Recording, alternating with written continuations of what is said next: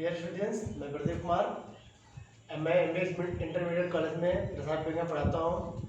आज मैं जो पिछले वीडियो में बिजनेस चैप्टर पढ़ा रहे थे उसका कुछ टॉपिक बचे हुए थे जिसमें मैंने न्यूमेरिकल पार्ट कराया था।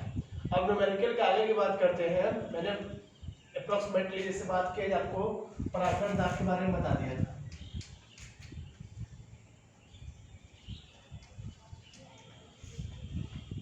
ऑस्मोटिक प्रेशर की बात करेंगे, मेरा पराशर दाब की बात करेंगे।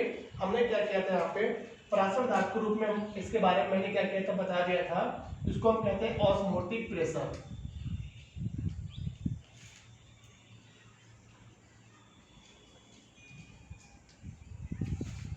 ये हो गया हमारा क्या ऑस्मोटिक प्रेशर हो गया। जब ये मेरा ऑस्मोटिक प्रेशर हो गया इसके बाद क्या करेंगे, हमारा पराशर दाब है पहले तो इनको डिफाइन कैसे करेंगे, परिभाषा कैसे देंगे, ये पता है फ्री बता रहे हैं, आप ध्यान दीजिएगा। जैसे हमने क्या किया, एक पात्र ले लिया और इसमें मैंने एक पात्र और ले लिया। मैंने क्या किया, यहाँ पे पात्र ले लिया। जैसे इन दोनों पात्रों को आपस में जोड़ देते हैं। इन दोनों पात्रों को मैंने क्या किया, आपस में जोड़ दिया। जब इन दोनों पात्रों को आपस में जोड़ दिया, दोनों में क्या किया, मैंने विलयन ले लिया।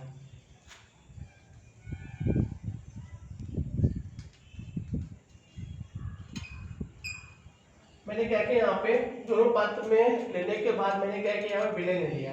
जैसे यहाँ क्या दिया, ये भी मेरा क्या है, विलयन है, ये भी मेरा क्या है, यहाँ पे विलयन है। अब मेरा यहाँ पे दोनों विलयन हो गया। अब बोलेंगे यहाँ पे ये मेरा अधिक सांद्रता का है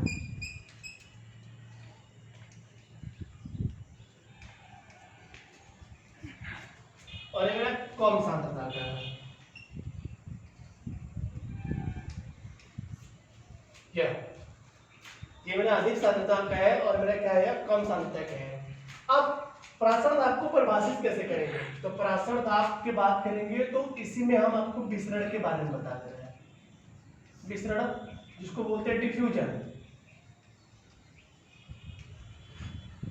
क्योंकि परिभाषा सेम है, बस थोड़ा चेंज करना है, इसलिए हम क्या करें, दोनों साथ में इनको लेके बता रहे हैं। ये ऑस्मोटिक प्रेशर है, ये डिफ्यूजन है, मतलब पराशर दाब है, विसरण है। इसके बारे में क्या करना है हमको बताना है यहाँ पे। तो जरा यहाँ पे देखेंगे, बोलेंगे कि ऐसा विलयन जो अधिक सांद्रता से कम सांद्रता, मतलब ऐसा विलयन जो अधिक सांद्रता वाला हो और ऐसा विलयन जो कम सांद्रता विलयन की तरफ क्या करे, प्रवाहित करे या जाए, तो ऐसे विलयन की बात करेंगे, उसे बोलेंगे उसका क्या हो रहा है, यहाँ पे विसरण हो रहा है। बोलते मैंने यहाँ पे क्या हो गया, विसरण, मतलब अधिक सांद्रता से कम सांद्रता की तरफ प्रवाह को विसरण करते हैं। फिर से बोलेंगे ऐसा विलयन जो अधिक सांद्रता से कम सांद्रता की ओर जो प्रवाह किया जाता है तो उसे क्या बोलते हैं, विसरण बोलते हैं। लेकिन हमको पढ़ना है यहाँ पे पराशर से मतलब है, तो पराशर फिर क्या बोलेंगे यहाँ पे, कम सांद्रता वाले विलयन से अधिक सांद्रता की तरफ प्रवाह करने की दर, मतलब अपोजिट, तो इसके को क्या बोलेंगे, पराशर बोलेंगे। एग्जाम्पल है, जैसे हमने क्या किया, एक पात्र ले लिया, एक पात्र में मैंने करके यहाँ पे जल ले लिया, कोई मैंने यहाँ पे पात्र ले लिया। अब पात्र की बात कर रहे हैं, उस पात्र में मैंने क्या किया, यहाँ पे जल ले लिया। अब इसमें क्या करें हम, कोई एक किशमिश डाल दें यहाँ पे। जब इसमें हमने किशमिश डाल दिया, जब किशमिश डाला तो कुछ समय बाद ये क्या होता है, फूलकर बड़े हो जाते हैं। तो इसका मतलब क्या हो यहाँ पे है कि मेरा जो हमारा बाहर का सांद्रता था वो कम था, वो अंदर की तरफ धीरे गया, तो उसको क्या किसमें क्या हो, फुला दिया। तो बोलेंगे क्या कि लोअर से हायर में गया, लोअर से हायर में गया, तभी क्या हो गया, किशमिश का बड़ा हो गया। जब किशमिश वो बड़ा हो गया तो इस केस में क्या बोलेंगे कि मेरा क्या हो गया, यहाँ पे पराशरण हो गया, मतलब इसमें क्या किया, पराशरण की बात करें।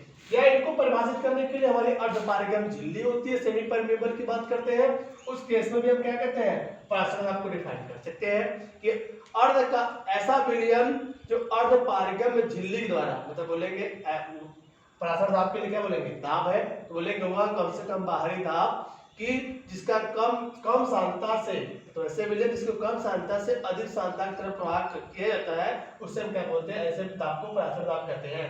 तो आपको पता होगा यहाँ पे कि जो पराशर दाब को दिखाने के लिए हमने क्या बोला था, प्राथमिक दाब को दिखाने के लिए जैसे हमने यहाँ पे दे दिया कि प्राथमिक दाब के बारे में बता रहे हैं, तो आदर्श गैस समीकरण होता है PV = nRT होता है। ये मेरा क्या होता है? PV = nRT, ये मेरा आदर्श गैस समीकरण है। हमने ले लिया यहाँ पे क्या, ये मेरा आदर्श गैस समीकरण है। तो आपको पता है यहाँ पे ये मेरा क्या है, दाब है, ये मेरा क्या है, आयतन है, ये मेरा क्या है, ताप है, ये मेरा क्या है, रिडबर्ग नियतांक है, ये मेरा क्या है, मोलों की संख्या, मोलों की संख्या है। अब मोलों की संख्या है, आपको पता है स्मॉल n = स्मॉल m अपान कैपिटल M होता है। द्रव्यमान बटे मोलर द्रव्यमान को मोल कहते हैं। विलयन केस में लेंगे तो क्या होगा, स्मॉल w अपान स्मॉल m, विलयन का भार हो गया, उसका अणु भार हो गया। इस केस में PV = nRT। तो हमारी क्या है, यह आदर्श का समीकरण किसके केस में निकला, जब मोलों की संख्या परसेंट थी उसके केस में निकला। अगर हमने यहाँ पे क्या किया, सांद्रता केस में बताया, सांद्रता के केस में लेने के बाद, कंसंट्रेशन केस में लेने के बाद बताया, तो क्या होगा यहाँ से P = n/V × RT। आपको पता है यहाँ पे है C = n/V होता है, तो P = CRT हो गया यहाँ पे। तो किसी केस में था, तो हमारी सांद्रता प्रेजेंट क्वेश्चन में सांद्रता दिया रहता है, उस केस में P = CRT लगाते हैं कि हमारा क्या हो गया केस में, P = मैंने इनके केस में क्या किया, CRT लगाया। तो एक इस केस में निकला यहाँ पे हमने ले लिया परासर दाब, किसमें पूरा निकाला और इन्हें बताया। कुछ क्वेश्चन में क्या होते हैं, क्या जैसे हमने P = n/V × RT ले लिया, तो इनको हम परिवर्तित भी कर सकते हैं। कैसे, P = n/V, n = बताया है स्मॉल w पर स्मॉल n होता है, तो आप लिख दीजिएगा स्मॉल w स्मॉल m और v प्रेजेंट था, तो यहाँ पे × V × RT, यह परासर दाब के लिए क्या हो गया, फॉर्मूला हो गया। इससे क्वेश्चन को सॉल्व किया जाता है, क्वेश्चन को लगाया जाता है। आप क्वेश्चन को ऑलरेडी यहाँ पे क्या कर सकते हैं, पुट करके लगा सकते हैं। जैसे क्वेश्चन देखिए, इस पे कैसे पूछ सकता है, क्वेश्चन को अगर देखेंगे तो कैसे हम दिखा सकते हैं इनको दिखाने के लिए। ऐसे हमने कह दिया क्या, बोल दिया यहाँ पे 0. जैसे बोलेंगे क्या 5% यूरिया, 5% यूरिया के परासर दाब क्या होता है, मतलब 5% यूरिया का परासर दाब क्या होता है जब विलयन बनाएंगे तब। तो आपको पता है, तो हमको P = निकालना है, यहाँ पे है कैलकुलेट करना है। परासर दाब पूछा है 5%, स्मॉल w का मान 5 ग्राम, 100 में 5 ग्राम की बात कर रहा है। स्मॉल m यूरिया है, यूरिया का सूत्र पता होना चाहिए यहाँ पे NH2CO NH2। अब इनका अणु भार निकालेंगे, तो अणु भार निकालेंगे कितना आएगा, यहाँ पे 60 आएगा। अब स्मॉल m का मान कितना आ गया, 60 आ गया। भी क्या करेंगे, 100% है, तो 100% मतलब सॉरी 5% है, तो परसेंटेज 100 में होता है, 100 में होता है तो 1000 से डिवाइडेशन करेंगे कितना आएगा, भी 0.1 लीटर में कन्वर्ट कर दिया मैंने यहाँ पे। अब आर की वैल्यू फिक्स होती है, कितना होता है 0.0821, ये आर की वैल्यू होती है। T temperature like room temperature 27 degree centigrade, T का मान कितना हो गया 300 केल्विन। सेंटीग्रेड को हम क्या करेंगे, यहाँ पे चेंज करेंगे। अब हमको टी का मान क्या करना है, निकालना है। सारे वैल्यू उठाकर बस रख के आपको क्या करना है, यहाँ पे सॉल्व करना है। परासर दाब केस में हमको यहाँ पे निकल जाएगा। इसी में क्या होता है, छोटे टॉपिक की बात करते हैं, इसी का एक भाग है संपराश्री विलयन। संपराश्री विलयन क्या होता है, इसके बारे में जरा देख लीजिएगा। अब संपराश्री विलयन दिखाने के लिए यहाँ पे क्या होता है, बोलेंगे ऐसा विलयन जिसके परासर दाब समान हो। बोलेंगे यहाँ पे क्या, ऐसा विलयन जिसके परासर दाब समान हो, मतलब परासर दाब समान कब होंगे यहाँ पे। जैसे हमने कोई पात्र ले लिया यहाँ पे, एक मैंने यहाँ पे पात्र ले लिया और दूसरा भी मैंने क्या किया, पात्र ले लिया। जब दोनों में मैंने यहाँ पे क्या किया, पात्र को ले लिया, तो दोनों केस में मैंने यहाँ पात्र को दिखाया और बताया कि मेरा हो गया यहाँ पे।